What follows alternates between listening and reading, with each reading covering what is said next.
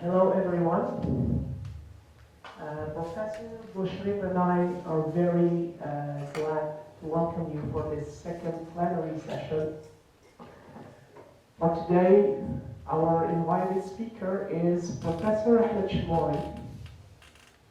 Professor Ahmed Shmori holds a PhD in Athletic Control from Plenary Institute of Grenoble. He has been a research and teaching assistant in LSS Central, Supélec, and University Paris 11. He was a CNRS postdoctoral researcher in GIPSA Lab. He is a senior research scientist in automatic control and robotics in CNRS at Montpellier Laboratory of Computer Science, Robotics, and Microelectronics. He works on nonlinear control and real-time applications in robotics. Professor Ahmed Shmori, we are delighted and very honored to have you today. The work is yours. Thank you very much, and good morning, everybody. So it's really my pleasure to be with you today. I will try to present a part of my research activities in robot control. I will try to focus today on some applications for underwater inspection. So the idea is to present some motion control schemes, nonlinear schemes for underwater applications and exactly for inspection. So before starting the heart of this presentation, let me introduce my lab first. So I'm coming from this laboratory called LIRMS, in one of the biggest research labs in France. It's a CNRS lab, situated in Montpellier, which is a city, it's the 8th city in France, and it has, Montpellier is known by many things. I will just mention one of these important things. As you can see here, this is the Faculty of Medicine, and this Faculty of Medicine is the oldest in Europe and maybe in the world, which is still in activity. So our research lab is called LIRM, and it's coming from Laboratory of Informatics, Robotics, and Microelectronics of Montpellier. And it is situated in the north of Montpellier, and we have two institutions. So the first institution is like any research lab in the world, so it's the University of Montpellier. But we have another research institution that manages this lab, which is called the CNRS. And the CNRS is the biggest research institution in France and also in Europe. So actually here, as you can see, it's the building of our research lab. Initially, it was just this building, this part. Then the lab is becoming bigger and bigger. So they construct this last part here. As you can see, the color is different. Then after that, the lab is becoming more and more bigger. So they construct a new building just near here. Actually, we are more than 440, including permanent staff, 170 or more PhD students, and we have the administration staff also. And we are organized in 3 departments, so computer science, microelectronics, and robotics. And I am in this department of robotics, and this department of robotics is organized in 5 research teams. So depending on the research topic on which we are working on, so it includes the first research team called Dexter, and within the research team we are interested in 2 main topics. So actually we are interested in industrial robotics, and we are interested also in medical robotics. But actually what is the common point between these 2 topics? It's design and control.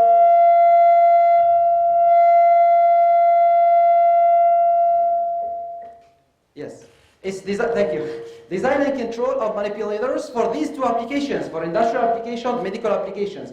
The second research team, they are interested in humanoid robotics and its interaction with the human.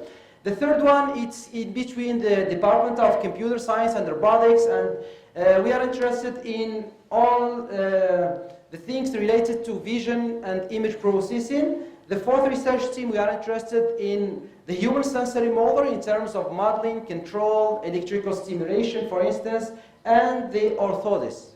And the last one, mobile robotics, including mobile robotics, with mobile robotics, aerial vehicles, and also underwater mobile robotics. Our research lab is known by something which is very important, is the experiments. So all what we are made in our lab, we validate it through real-time experiments. And we have a lot of real-time experiments. Here we have the case of parakinematic manipulators. We have the case of mobile robots, grippers, manipulators, under-actuated mechanical systems, biped and humanoid robots, and we have also a lot of underwater vehicles. And here you have some examples. And the topic of today, it will be around this kind of manipulators. Now, let me just say a few words about what I'm doing in this lab. Actually, as you can see, the heart of what I'm doing is here in the center. It's robot control. So I'm interested in developing new control schemes and their applications in robotics. And actually, as you can see, the applications, they are here outside. And I have 5 main applications, including the first one is the case of under-actuated mechanical systems. Second one is the case of control of parakinematic manipulators. The third application is the control of exoskeletons for the case of wearable robotics. The fourth one, humanoid robotics. And the last one, it's the case of marine robotics. And the topic of today, it will be around these kind of vehicles. Now, so before starting, so the heart of the lecture, let me introduce just a small video in presenting just a new robot. So that was designed in US, and I will show you what these robots can do. So it's really, I think you know, everybody here know the Transformers movie. Here it's a Transformers, but underwater. So let me introduce this small video to understand.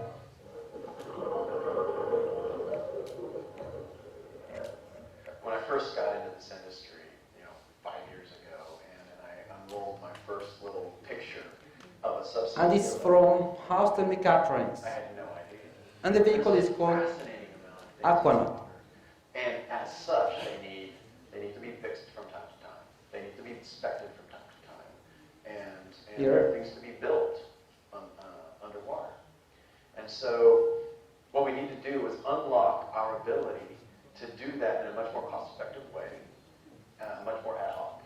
We're going to knock the cost of going into a subsea field and doing work down significantly, well below half the market rate right now. But we're trying to change the face of the way people do work underwater currently. We think it's outdated. We think there's a different way. We think there's a better, more cost-effective way to do work underwater, and we're going to prove it. Fine. So this is just a first illustration, and as you can see, this is a specific underwater vehicle, because actually, if you have heard what he's saying, so it's combined two kind of underwater vehicles, AUVs and ROVs. ROVs, most of the time, they have arms to do manipulation, and AUVs, it's autonomous underwater vehicles, so they are completely autonomous and they do not have arms. They are just here for inspection applications. How it works, this vehicle, at initial state, it is like that. Then you start deploying the two arms to do manipulation. So you can use it as an AUV, or when you deploy the two arms, you can use it as an ROV. So this is just to introduce the context, and here is the outline of the rest of my presentation. So I will start first by the context and motivation of this work concerning underwater robotics. I will try to explain the problem, the formulation of the problem of control, actually, which is very important to understand why we design controls for this kind of vehicles, why we have many challenges of control of these vehicles, and what are the main applications. Then I will try to introduce the experimental platform, because actually, as I said before, the idea is to design controllers and to implement them on these real-time experiments. I will try to show these experimental platforms. Then I will try to list some control schemes. Actually, I will not detail the control schemes since there are a lot of, and I will not have time to detail them. Then I will focus more on the real-time experiments by the end of the presentation. So this is the most important part, and I will try to conclude by the end. Fine. So first of all, let's start by the context and motivation of this work. And to understand this, let me introduce first the applications, because actually every robot has applications where we can use this kind of robots. So concerning the underwater vehicles, we have a lot of applications. Here, just some examples. As you can see, if you have any underwater facility, you need to do the inspection. I give you just a simple example. You have the wind park like that, or we construct a bridge. The bridge, there is a part which is underwater. You construct the bridge, but you have to check if the bridge is okay. And you construct a bridge, it's not for 1,000 years of old. So you need at each 10 years to do the inspection of this facility to check if everything is okay. And this is why we need an underwater vehicle that should go underwater to check this facility. We have other applications like, for instance, the pipelines, the same. The same for the pipelines, we have to do the inspection from time to time. For the dams, if you have a fish farm, for fish farm also, you need to count the number of fish inside, the size of the fish and so on. So you need to go inside water to be very close to this fish and to count them, for instance. One typical application can be this one. And this one, you know, for air crash investigation, the idea is to find the black boxes. How to find them? So actually, if you are at a depth of a few meters, 10 meters, 20 meters, or 30 or 40, you can send a human to look for them. But imagine that the crash is in the ocean. Actually, so the depth can be more than 3,000–4,000 of meters of depth. So it's impossible for a human to go to look for these black boxes. Then the idea will be to use an underwater vehicle. And mainly one vehicle, it's not enough. You have to deploy so many vehicles to do the coordination of these vehicles to find these black boxes. And so for all these first applications, the idea is to do the inspection. So actually you need just a vehicle equipped with the sensors, the cameras and so on to look for something. Now we have another class of these underwater vehicles, as you can see here.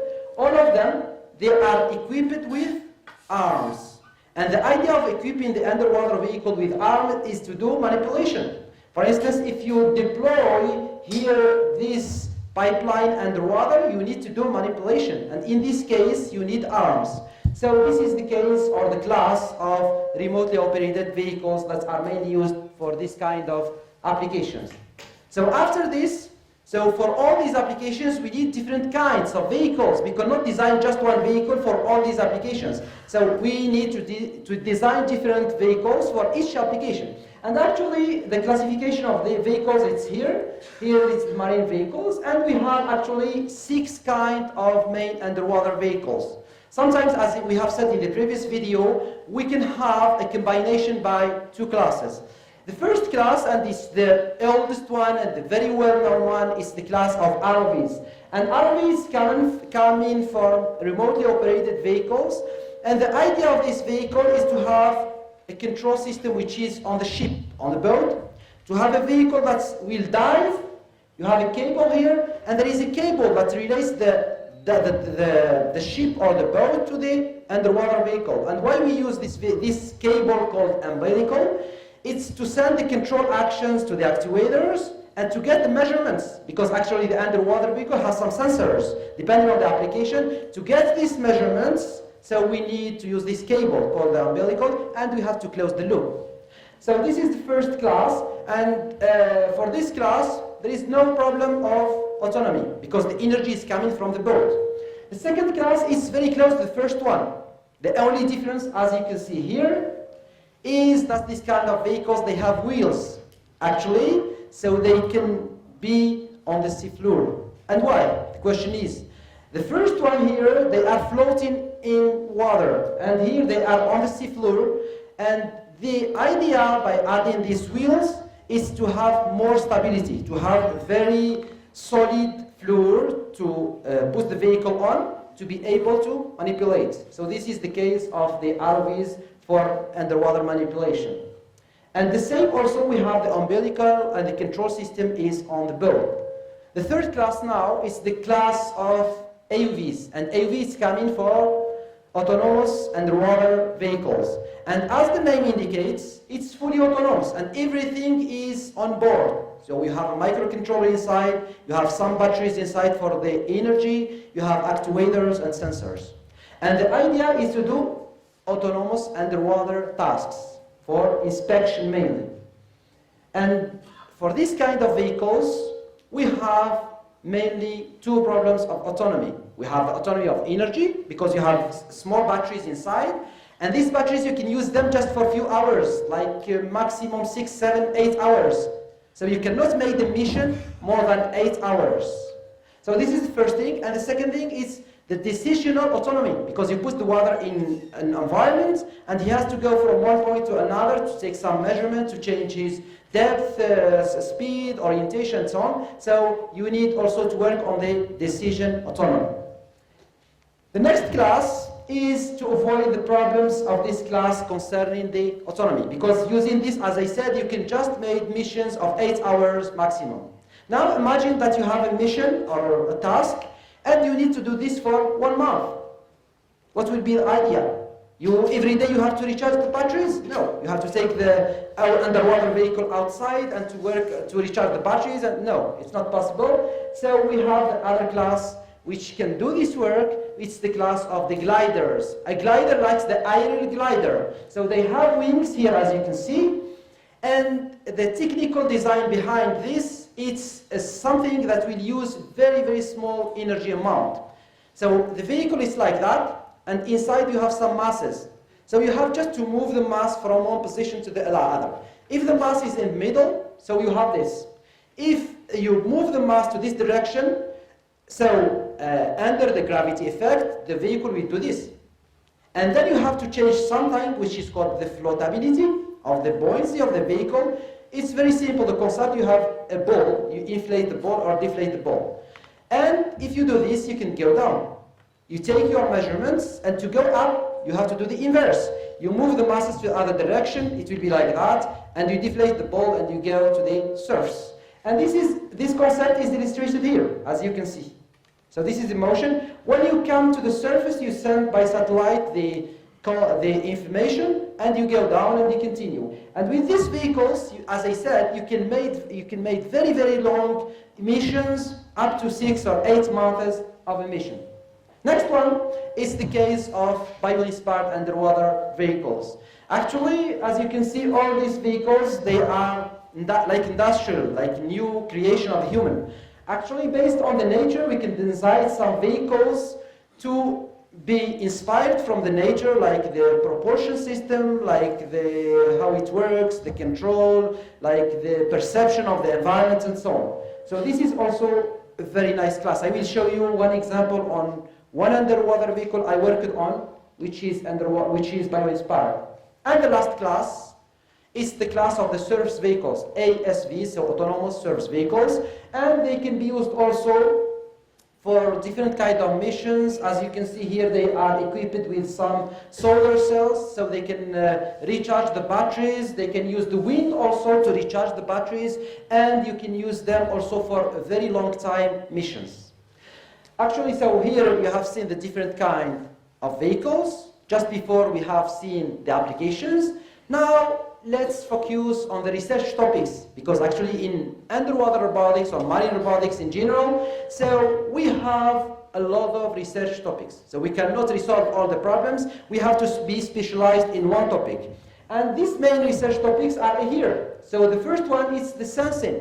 And the sensing, if you create an underwater vehicle and you put it underwater, how this vehicle will be able to do the perception of the environment. How this vehicle can localize the obstacles, the thing around him. So this is the first research topic. Then, as I said before, to localize a vehicle in the space, it's a very challenging task. And especially underwater. Because actually for mobile robots here, you can use classical sensors, sonars, or classical sensor distance sensors. So you can localize the environment in the place where the robot will perform, and the robot will be able to do the mapping at the same time.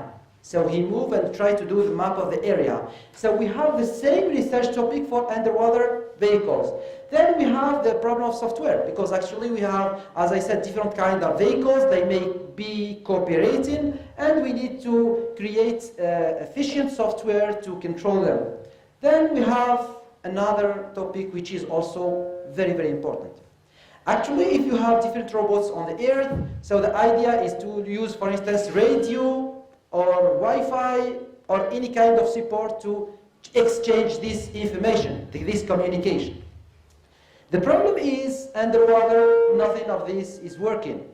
There is only one signal which can work in very well way underwater. What is this signal? Natural signal that is used by animals and that can be used underwater. Sound, exactly. So the best signal to be used underwater is the sound, and it's used by animals underwater. So so the idea is to develop new techniques to do this, to resolve this problem of communication, and as I said, which is very, very challenging, because actually, if you create this communication with sound, and you are in an underwater environment, and there is many fish and many species around, you have to avoid to disturb them. This is one thing. And we have to create a very important emitter and receptor on the robot. I will show you during the presentation one example where we use this device of acoustic emitter and receptor on the robot to do the control. And then we have the case of swarm robotics. If you have many robots, also the idea is the cooperation of these robots, how to do this coordination between these underwater vehicles to do or perform this task. And the last one is the topic that I'm interested in, is the control. So whatever the vehicle is, whatever the task is, you need to design some controllers to control this underwater vehicle for specific tasks. Okay, that's fine. Now let me introduce. From now I will try to focus on the control problem. And let me introduce the control problem formulation. So why we need to control an underwater vehicle, and what are the challenges in terms of control.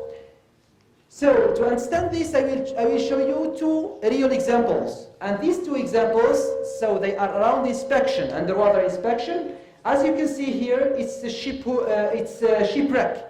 If you want to do the inspection of a shipwreck, and here the second example is the example of the dam inspection.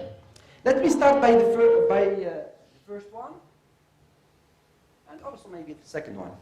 So the first one is it's a prototype coming from Sybolix. Sybolix is one of the biggest societies actually in the world producing underwater vehicles.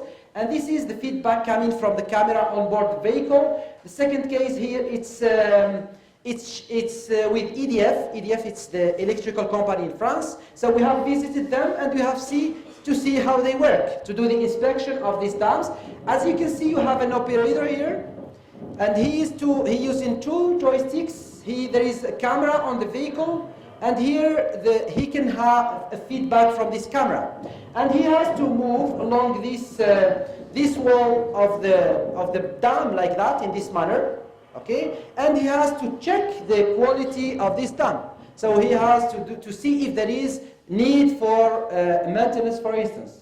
And as you can see from these two examples, where the vehicle is teleoperated, controlled by human using joysticks, we have some problems or some limitations that I can emphasize here. First of all, if you paid attention, there is many oscillations. So the feedback is not very stable. So this is first thing. Then, since the vehicle is all the time oscillating, the human tries to control it, but it's not possible because it's very difficult. There is currents, underwater currents, that will disturb the vehicle. So this is why we have these oscillations, and this is why he cannot get a very good precision of positioning of the vehicle. So this is first thing. Second thing, the vehicle is operated in open loop. Only we have a feedback, it's the human looking to this picture or this video on the screen. This is the only feedback. There is not an automatic feedback. So it's open loop, and it's also, pay attention, don't think it's like video games using joystick, it's easy. No, it's very difficult because we have a lot of disturbance underwater, like the underwater currents, that will prevent you to position with precision your vehicle. And also, two other points which are very important. You need a very experienced person, and second, it's very expensive. You have to pay him also. So to avoid these problems or these limitations, let me introduce what we try to do. Actually, we try to do the automation of this task. Actually, we don't propose to replace completely the human. I will explain the reason why.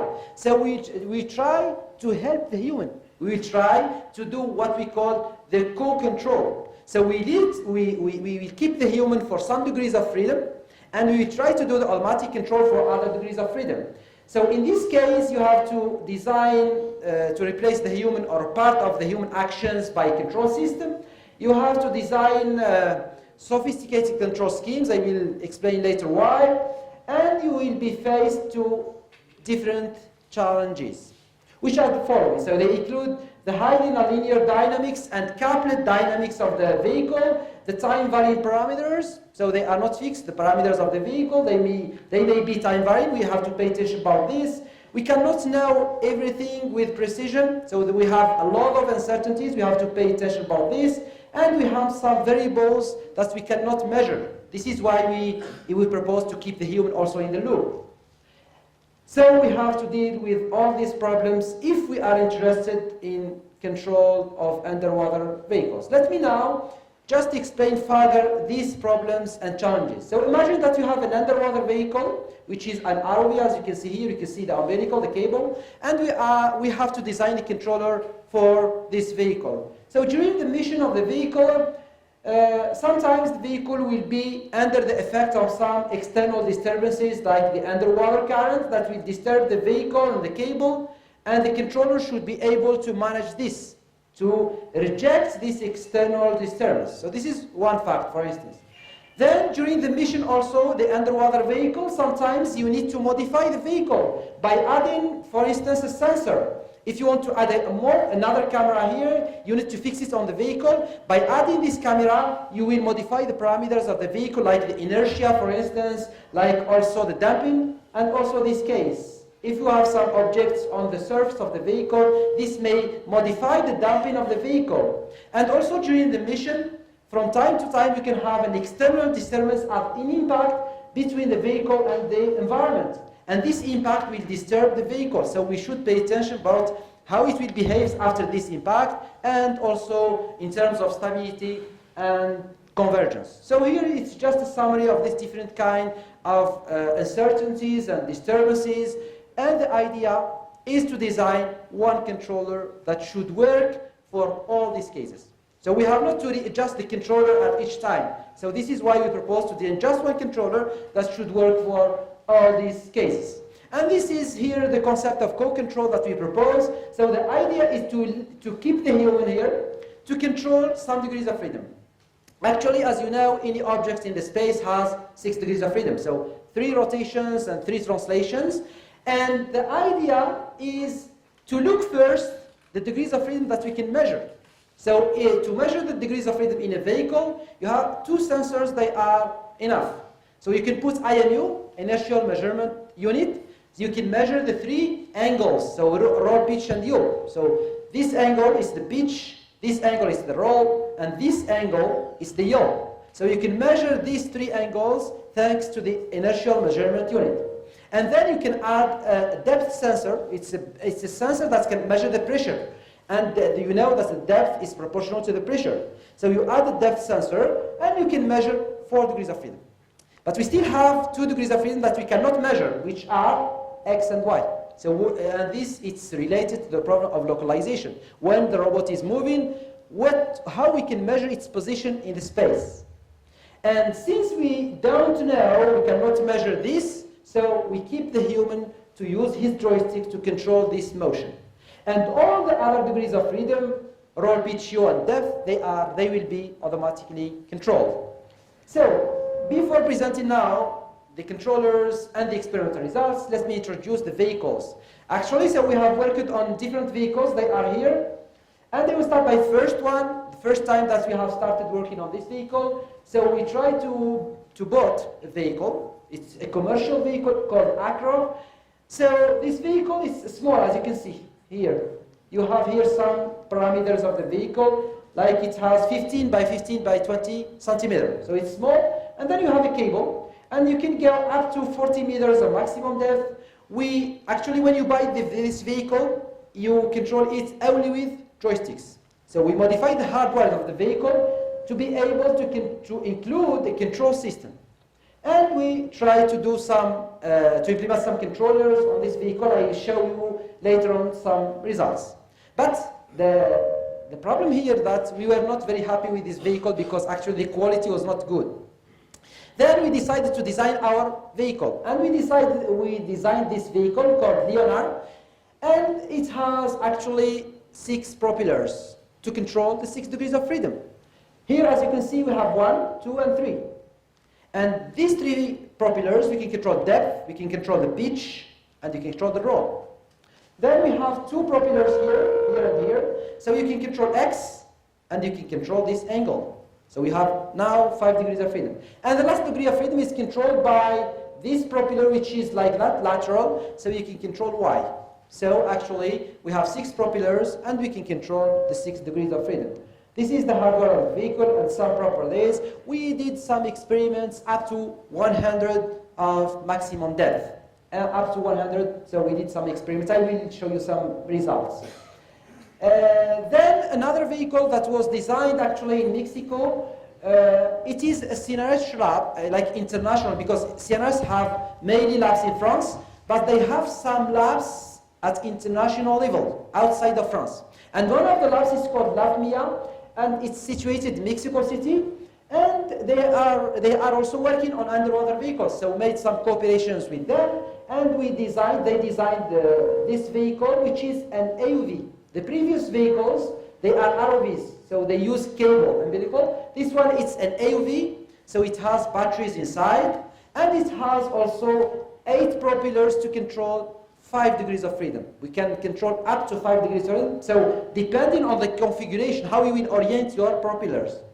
And then this is the hardware, and here, just I will mention the autonomy. So with this vehicle, we can just do 2 hours of mission. So it's very, very short. Now, the next one is an underwater vehicle, special by its shape. So actually, you have seen the other vehicles, how they are. This one, it's a spherical shape. And the spherical shape is to improve the propulsion of the vehicle underwater. So this vehicle was designed by this company. It's a Spanish company, but they are also in France. There is a section of this company in France. And we work with them for a long time, like more than 20 years, and so they designed this vehicle. And the idea is to do some controllers for this vehicle that can go up to 100 meters of maximum depth. It has 13 kilograms of weight, 6 propellers, and the orientation of the propellers is as you can see here. So 6 propellers, each 2 propellers, they are in one plane. One plane, another plane, another plane. And each 2 planes, they are perpendicular, as you can see. So if you would use this configuration of the propellers, so you will obtain omnidirectional underwater vehicle. You want to go at any direction, it's possible, using this configuration. Then, I arrived to the last one. The last vehicle is somehow special. Why? Because of all the previous vehicles, they use propellers, as you can see here. This is a propeller. Now, if you look to the nature, so the animals, for instance, here you have the example of the turtle, of the fish, they don't use a propeller. What do they use? So they use fins. And the idea was to design an underwater vehicle, bio-inspired, in terms of propulsion here, and we try to design a vehicle that can swim. So the result is the following. This was the vehicle that was designed. I didn't participate in the design since I'm not specialist in mechanical design. So the vehicle was designed, it was not also in France, it was designed in Estonia. In Estonia, so they have been interested and they got funding from Europe. It was a European project, a big European project, to design different vehicles, many partners, many research labs in Europe. And the idea was to do an application like that. As you can see, this is a shipwreck. And this is one main application for underwater archaeology. So what is the idea? To design a vehicle that will be able to go inside and to do the inspection first, to localize some parts of interest, some objects of interest. And then we can send another vehicle that can extract these parts. So this vehicle was designed in the Center for Biorobotics at the University of Technology of Tallinn within this research project. And the idea was, as I said, to design a vehicle for archaeology applications. It should be highly maneuverable. I mean, you want to change the direction, it should be very quick. So this is very important. A better propulsion system, And this is related also to another thing, which is the following point: doesn't disturb the sediments. And this is very important. If you want to go inside the shipwreck, you will be very close to the seafloor. And there is many sediments. So if you use a propeller turning, you will disturb the sediments. If you disturb the sediments with a camera, impossible to see anything. So this is why the idea is to design a vehicle using fins, because animals, they can go until the seafloor, they didn't disturb the sediments. And then, actually, they finished the vehicle. I was visiting this lab in 2015, and they have seen the vehicle, I have seen what they did, but they have nobody working on control.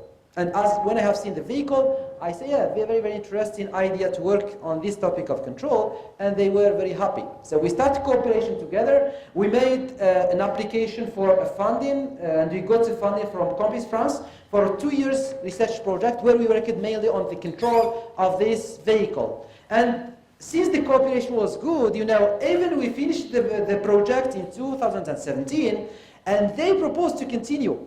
So actually, till now, we continue working together. And I got a student.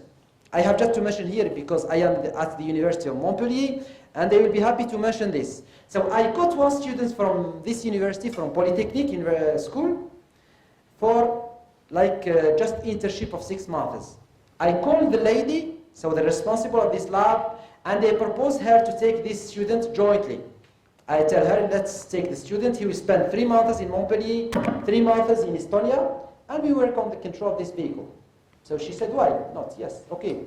I told her, but you have to give him a scholarship. Not a problem, okay. So she gave him a scholarship, and she gave him also the air tickets. We started the work. The student was very good. We made very nice work. We finished the internship of this student. And I didn't propose anything. I thought that it was finished here. She called me and she told me that she has a funding for 4 years of PhD, and she proposed to keep the student for PhD because she was very, very happy with this student. And actually, this student is starting his 2nd year. This is just to mention this, and they close the brackets here. Fine. Some technical features of the vehicle, as I said, highly maneuverable, identify objects of interest, and it has 4 fins. Let me now introduce or explain something which is very important in terms of control, because actually I'm interested in control, and this vehicle, as you can see, as I said here, it's fully actuated. By pay attention, it's not really fully actuated. If you want to control each degree of freedom, yes, we can control separately the 6 degrees of freedom. But if you want to control many degrees of freedom at the same time, it's not possible. I explain why. Imagine that you want to do a motion like that, in this direction. You have this illustration. And this is the orientation of the fins for controlling the 6 degrees of freedom. Imagine that you want to move along the x-axis. What you have to do? You have just to orient the fins like that, in this direction. And then you have to control something. It can be either the amplitude of this oscillation. If you increase the amplitude, you increase the force. Or you keep the amplitude constant, you increase the frequency. If you increase the frequency, you increase the force also. So we can use one of these 2 parameters to control the displacement along the x-axis. Now we can do the same for the other degrees of freedom. Here, for the z-axis, for the y, and for the 3 degrees of orientation. Till now it's okay. Now if I ask you the question, what will be the orientation of the fins, and how you control the fins if you want to control 2, maybe 3, maybe 4 degrees of freedom at the same time? I want to control x and y and the pitch, for instance. How may I orient the fins, and how I can control the fins to control the displacement of the vehicle? And this is a challenging problem. We have another control challenging problem. Since the fins, they are very flexible, we need to design a model for the fins also, the actuation system. And if you take the flexibility of the fins into account, it will be a very big problem. You use, for instance, finite elements method, you will have a huge model. And you want to do this in real time. And this vehicle, as I don't know if I mentioned it, it's an AUV. So there is no cable, so everything is on board. You have the controller on board, the actuators, the motors that actuate the fins, the sensors, and everything. So this vehicle, as the previous vehicles, they have mainly these two main sensors. So we have a depth sensor and we have the IMU to measure the 4 degrees of freedom. And more than this, he has some sensors to measure like distance sensors, simple distance sensors. And we have something which is very important since, as I said before, we will use underwater the sound. So acoustic signals. Actually, the vehicle is equipped with 3 hydrophones to hear this sound. And then we'll show you some results where we have used this. And also we have a camera on board. The control solutions, I will not detail the control solutions, so we developed a lot of controllers, starting from the simple controllers to the most developed controllers, like nonlinear controllers, sliding mode, adaptive control, backstepping control, and we have real-time applications. With all the controllers, they have been tested in real time on these different vehicles. Let me now focus on the most important part to show you what we can do using these underwater vehicles, and let me now introduce the real-time experiment. And starting by the first case, it was the case of this small vehicle. The idea was published in this paper here, and the idea was to control just 1 degree of freedom. So we designed the controller, we want to go to a desired depth, and we want to change the depth. We can from one depth to another and change. And here you have 2 scenarios in the same video. As you can see here, there is a ball. We fixed the ball to modify the buoyancy of the vehicle. And we will see the robustness of the control if you compare these 2 cases. Second case here, we remove this ball in real time, and we see if the controller is able to adapt itself. And as you can see, it goes back around the desired depth with a very stable way. The controller that we have used here, it's a nonlinear L1 adaptive controller, and we use this controller. I will just also open a bracket to explain something. You know, we implemented like 3 controls at the beginning. PID controller, a nonlinear state feedback controller, and this L1 adaptive controller. And actually, my colleague who implemented this controller on the vehicle, after a certain time, so he had to modify the hardware. So he opened the vehicle, he modified some sensors, the electronics and so on. 1 month after, when he finished, he tried to test the vehicle. And he tried to test the controllers that we had implemented before, that were tuned, working very well, the PID, nonlinear state feedback, and the L1 adaptive controller.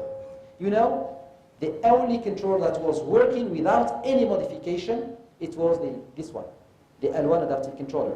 So we were obliged to retune the gains of the PID again because we modified the hardware of the vehicle. We were obliged to retune again the gains and the parameters of the adaptive state feedback controller. But the L1 controller, since it's very robust, we keep the same controller and it was working. Fine. Another application actually here, it's a vision-based control. And the idea is what I explained before. So the operator should do, for instance, the dam inspection using an underwater vehicle. So we try to do this operation. But here, as you can see, the vehicle is very stable since we are doing the co-control. So the depth is automatically controlled, the orientation, the yaw is automatically controlled, and we used a stereo vision camera. So 2 cameras to estimate the distance between the vehicle and the wall. And we control also in automatic way. So we are controlling 4 degrees of freedom automatically, and the operator has just to push the joystick to move like that. If you want to stop, he stops pushing the joystick and the vehicle will be stable at a very precise way at the desired position. So this is where we use the vision to control different degrees of freedom. Now I will show you Mirror's vehicle by Technalia. We worked together also with them to implement some controllers. We implement sliding mode controllers and adaptive controllers. This is the vehicle, and just to see how it works, as you can see the umbilical here. We made these experiments in the swimming pool of the University of Montpellier, because actually it's closed for students. And we used this swimming pool for tests. Here it's the umbilical, the motion of the vehicle, as you can see the propeller, and we can do the inspection using this vehicle, different surfaces. It can be this vertical surface, this inclined surface, and so on. And it's like the previous vehicles for X and Y, they are controlled by the operator, and the rest of the degrees of freedom, they automatically controlled. So it has a lighting system, so if you want to focus on something, you can turn on this lighting system and you can see with precision this object of interest. Nice.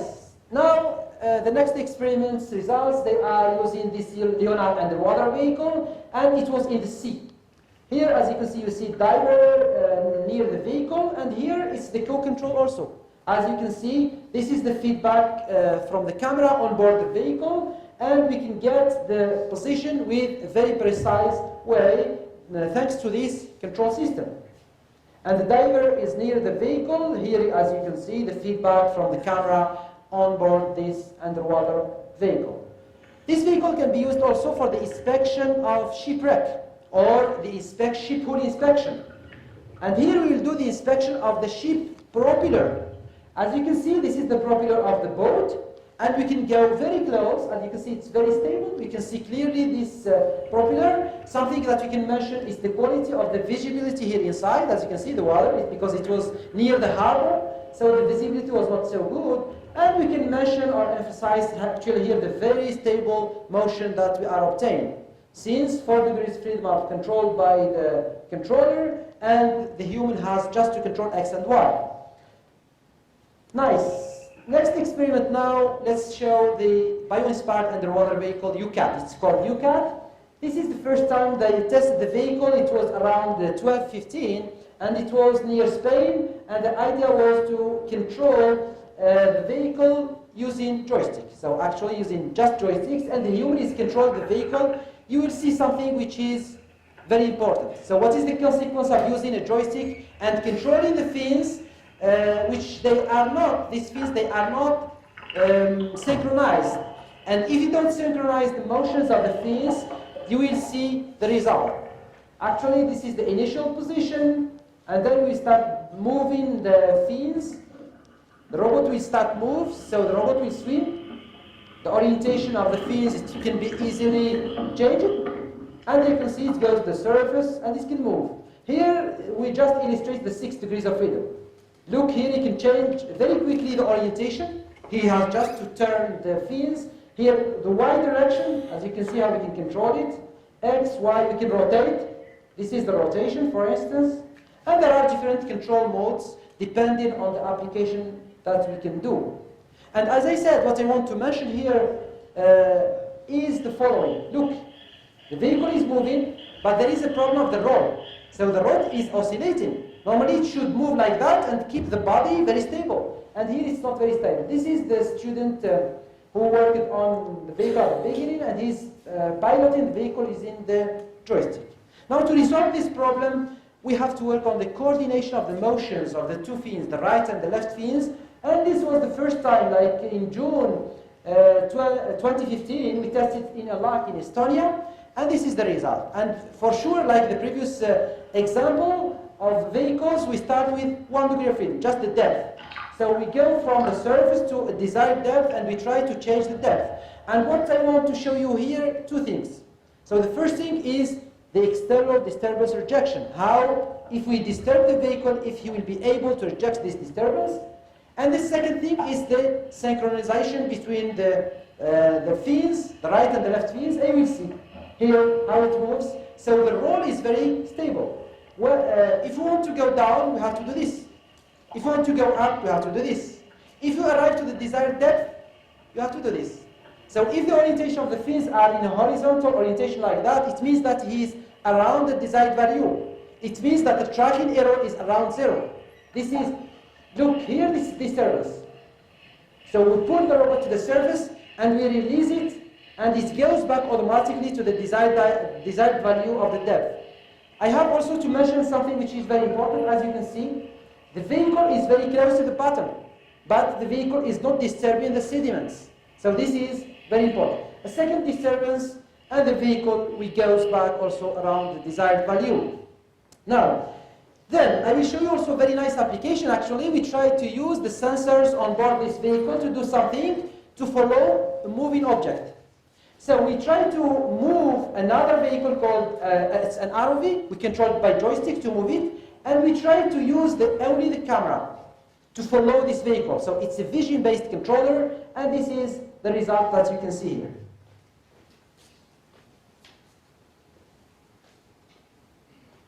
So UCAT has been following this vehicle. Oh, let me repeat again. Following this vehicle based just on the camera. There is something which is very difficult if you use the camera.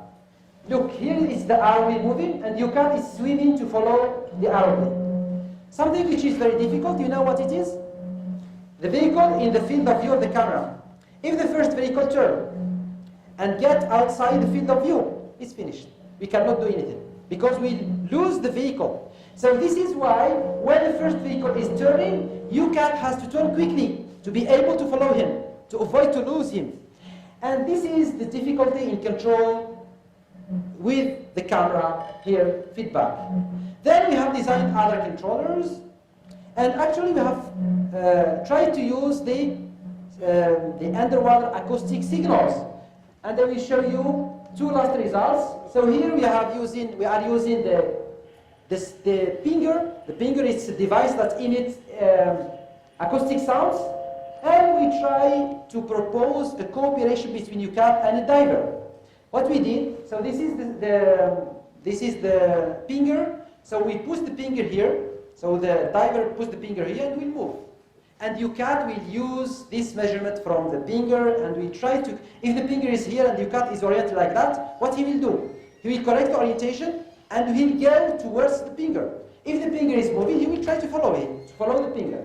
So let me show the result, it's here. So the cooperation between UCAT and a diver, and as you can see, the diver is moving, but pay attention because the vehicle cannot go very, very fast. So we asked the diver to move slowly. So as you can see, he moves slowly, but UCAT is following in real time the diver. Here in an accelerated way, as you can see, the diver is here, diver is moving, and UCAT is swimming and following the diver. And even the diver is turning, there is no problem because it's not a field of view of the camera. Everywhere we can localize the finger, even if it's behind. This is the first lab. And we try this, and then we try something, because actually I show you vision-based control, finger-based control. And the last idea, it was done by this student from Constantine. It was the combination between the finger and the camera. And we did what? The data fusion. And we did also something which is very, very important and which is a hot topic actually today in the world. It's the deep learning. And the deep learning, we used it for the detection of the diver. So actually, we put any diver, and based on this camera, based on the vision, the robot will be able to detect the diver. And we try to follow the diver. And then we explain also, we try two scenarios. Here we detect just this ball, which is orange here, and which is fixed to the finger. And the robot should work in the following way. Actually, we put the robot in certain position. We put the finger and this orange ball, which held by the diver, in another position. So if the vehicle cannot detect this object, what he will do? He will switch automatically to the finger controller. He will use the sound. He will try to correct and go towards the finger. When he detects this ball, automatically he will switch to the vision-based control, because vision-based control is much precise than the finger-based control. This is the first scenario. And the last scenario, we remove this ball and we ask the vehicle to detect the human. So he will look for the diver. And the only thing is we have to try to train this neural network during all the nights. So by presenting different videos of underwater divers, but after training the network, we use it in the morning for the real-time experiments. And I will show you the two scenarios. This is the first scenario using the finger and the ball, and the diver is diving, as well the UCAT, and as you can see, the diver will start moving. The diver will start moving, and UCAT will try to follow the diver. So here it's a GoPro on top of the surface, and we see the motion of the diver, and the UCAT is following the diver. And to see better, I will show you another video. It's the video of the feedback from the camera, which is fixed on the vehicle. And we will see also in real time if it detects this ball or no. As you can see, like the previous scenario, the diver is moving the finger, and UCAT is following. And here, it's the camera on board. Look, here it's the ball. It's not very close to detect it. Up now, it's detected. Now it's detected. He switched automatically to the control to the vision-based control, and he will try to follow this moving object. And the last scenario, as I said, we remove this ball and we ask the vehicle to detect and to follow the diver in real time. So when he is moving, if he detects the diver in the image, he will automatically use the vision-based control. Otherwise, he will use the pinger. And he will follow the pinger until he detects the diver. When he detects the diver, he said, oh, the diver is here, I will follow him. And this is the same, so the diver is moving and the vehicle is following, and this is for the camera. And as you can see here, when the vehicle is detecting the diver, he says, yeah, this is the diver.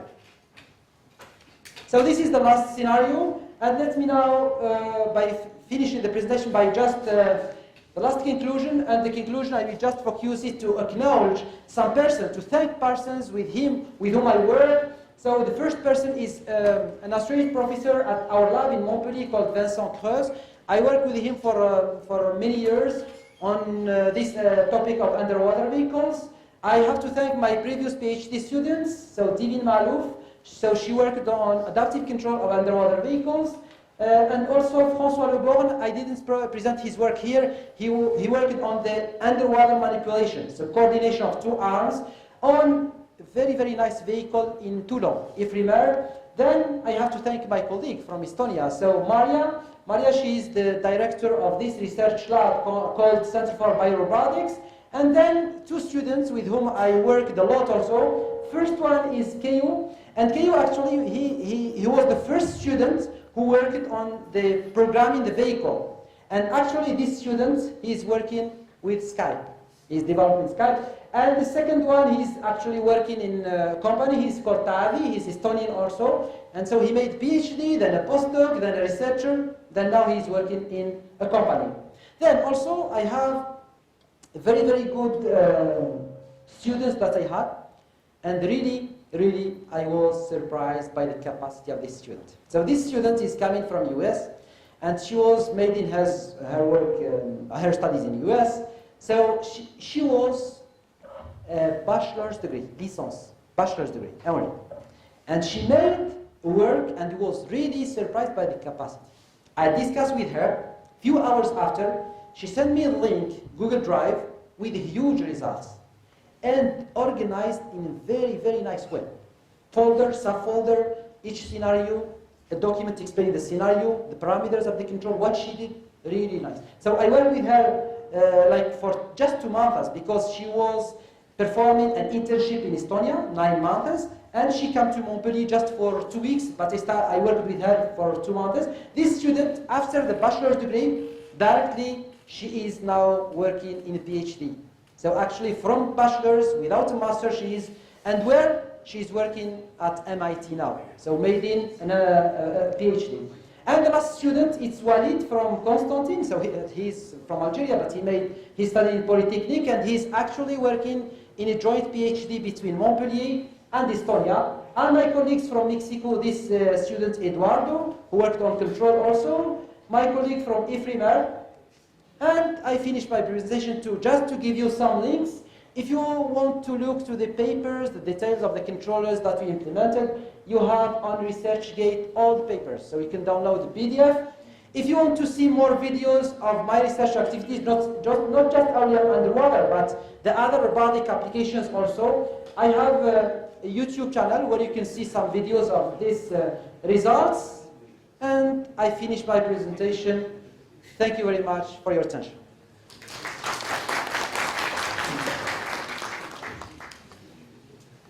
Thank you very much, Professor Ahmed, for the very interesting and very rich presentation with the high potential of applications in several fields and potential research topics and advances. We have time for a couple of questions. If somebody has a question for Professor. Any questions, remarks, everything is welcome.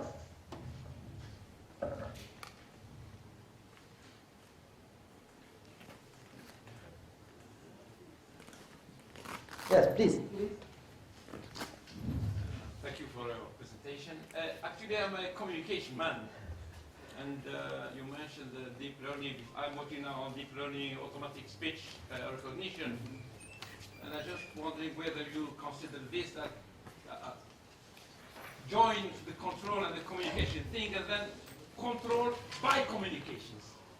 So you won't exist anymore. You control people. Yeah. Actually, control by communication, we did it. So actually, this scenario, so we use two things. As I said, with two sensors, the camera and, I mean, the speech, you mean? Yeah, just because the communication... Like we human, we are controlled by speech. Yeah. Go out, come back. Oh, yes, but... no joysticks, no... Okay, nice, but there is no joysticks here. No, the problem is, if you are underwater, how you can talk? How you can... The only thing is to send this acoustic signal, but we cannot talk. You cannot say, come here, or move right or left. This is the idea. But I think... I think there is some applications for, but not underwater. I mean, for mobile robots, there is some works where they use the speech to control the vehicle. I have just the example of a drone. It's not controlled by the speech, by the motion of the hand. This I have something. I can show you something. If you, huh? But more to our students than to you. Okay. Yeah. Any other questions or remarks? I can show you. I can look for it if you want.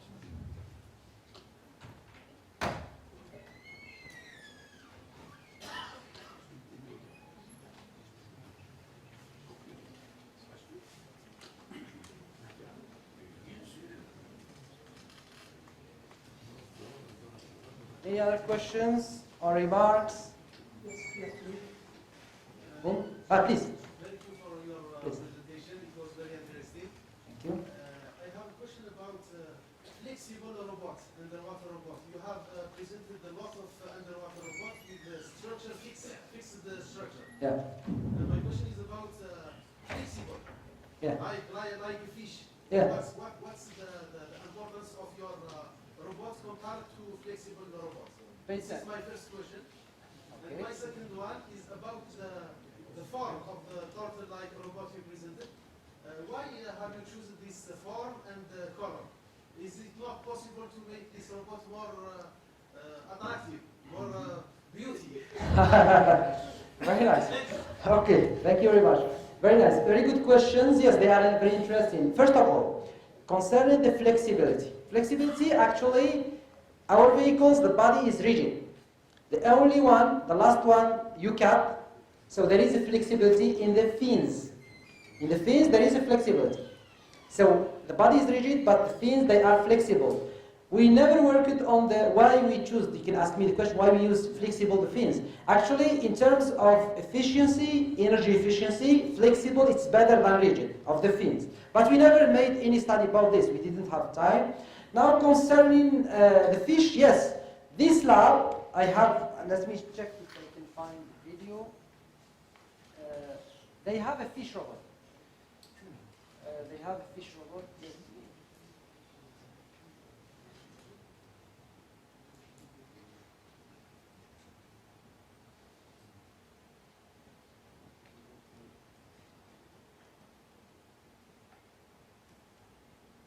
Yes, it's here. Yes. This is a vehicle in the same lab in Estonia. And as you can see, this part is very flexible. And inside there is actuators. And we control these actuators to control the motion of the fish. And they develop many things actually. But I didn't have time to work also on this. The only thing also that I have to mention here, it's the complexity of the model. Because from one side, if you want a very precise model, you need to take into account the flexibility. And to be very precise, you need to increase the number of points that you will consider when you compute the model. But the problem, the result will be very, very complex model. In the other side, we have the real time. Because actually you can implement any model, but if the real time permits this, because you have some restrictions in real time, and you cannot implement very, very highly complex model. So the idea is to find a compromise between complexity and real-time application. So there are a lot of underwater vehicles. Some of them they are flexible, some of them they are rigid, but even if we design a flexible underwater vehicle, pay attention, I mean, regarding the model. This is what I mean. And the second question? Beauty of your... Yes, yes. Okay, for sure you can do something like a title, but the problem it's not just the shape or the beauty. The problem is what you have inside, and you are restricted, but you have inside. If you have a molder, and you push the molders, and you cannot do the shape of the turtle to put exactly the molder. This is the problem.